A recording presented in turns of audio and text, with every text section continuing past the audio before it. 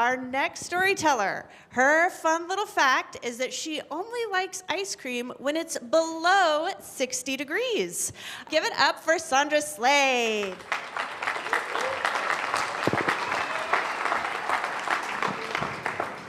You've heard the saying, growing old gracefully, aging like fine wine. Forget that. I'm going to fight it every step of the way.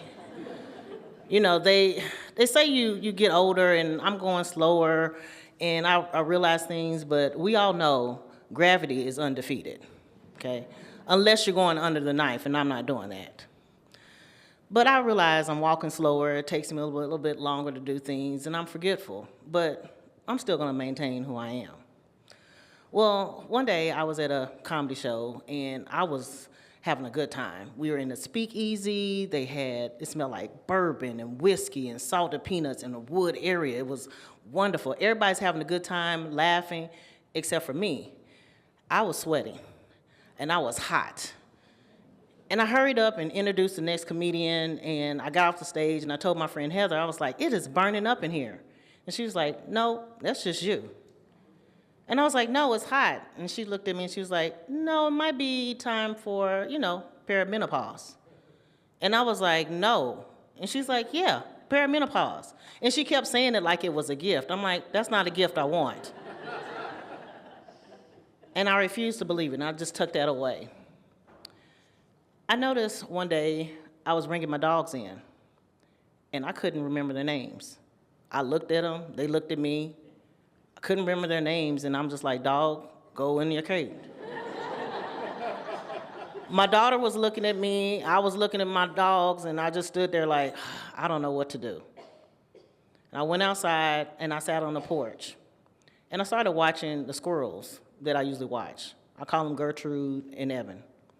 And Gertrude and Evan were having a fight or something, and I was making up in my head, and then all of a sudden, I started crying. I just sat there crying for like 5 or 10 minutes, and I couldn't help it. My daughter also noted that. And I walked back inside, and I was like, okay, I'm gonna just lay down. It was getting late. I laid down, was taking a nap, and I got up and I told my daughter, I said, hey, quit turning up the heat. She's like, Mom, I don't even get out of the bed. I'm starting to realize something's wrong. I'm forgetting things, I'm losing it. And I noticed my daughter was talking to my son a little bit more about me, so they were like 2 seconds off of calling the people to come get me. And I'm still like, no, nothing's wrong. A couple of more days go by, and then I thought, let me call and set an appointment. Well, before the appointment comes, I am going to dinner with my sisters.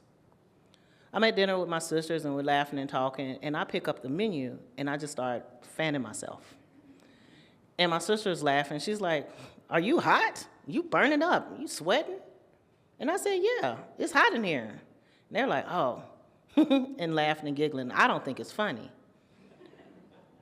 My middle sister says, girl, you just going through a private summer. And that's when it clicked. I remember sitting in church with my mom and my aunt. And my aunt is sitting there with us, and she's taking off her jacket. She's unbuttoning her blouse. And I'm like, hey, lady, we are in church. Watch it. She's sweating like a sinner in there. And I'm like, what's going on? And I turned to my mom, and I'm like, what is wrong with her? And my mom's like, nothing's wrong with her. She's just having her own private summer. And as a kid, I was thinking, you can have your own summer? I want one of those. But now as an adult, I realize I don't want a private summer. I don't want anything like it.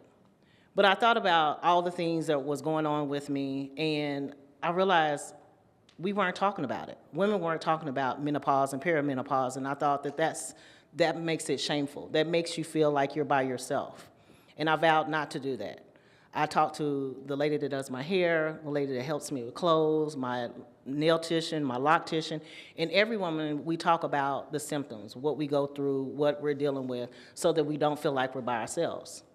A lot of times they ask me, like, well, what do you take, and what do you take, and have you taken this pill, have you tried this? And going to the doctor, they always tell you, it's just the right cocktail. I'm like, at this point, I'll take it all, tequila, bourbon, whiskey, all of it, to get rid of these flashes. This is ridiculous. It's not only the flashes that bother me. Sometimes I walk around with a notepad. I write down what I need to do before I leave the room so I don't forget. It helps, but my daughter's like, she's tired of finding sticky notes everywhere in the house. But it's helping me.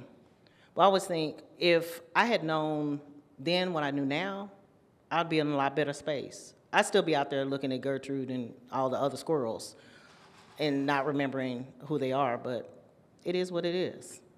But I'm not as mad as I used to be, but I'm a lot happier now.